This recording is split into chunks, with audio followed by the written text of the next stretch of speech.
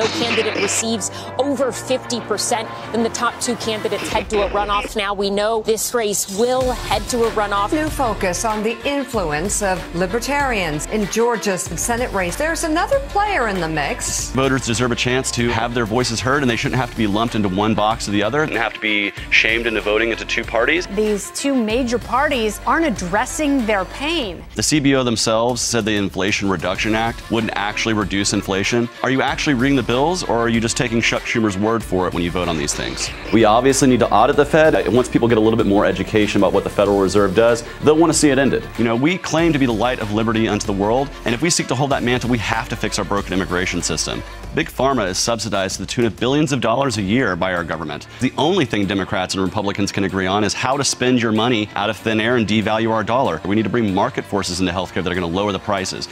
I believe that we need true justice reform at every level, from the police to the courts to the prosecutors. And we need to do away with mandatory minimums. We need to do away with qualified immunity so that law enforcement can be held accountable in a court of law just like any of us. And that's something that I fought for. I've gotten tear gas in the streets while I protest for justice reform. Don't take politicians' advice for your health care. Take your doctor's advice. Why is that the radical idea and not the rational idea? I want to take power out of the hands of government and return it to each and every one of you, because that's where it resides. If not voted was actually on the ballot, they would win nearly every election in this country. Most of the people who vote represent themselves as independent, so it's important that we have voices that are independent of the two parties on stage. I want you to be able to start a small business. I want you to have control over your own body. And I want you to be able to live your life as your authentic self in peace. I'm Chase Oliver, a candidate for president, and I approve this message.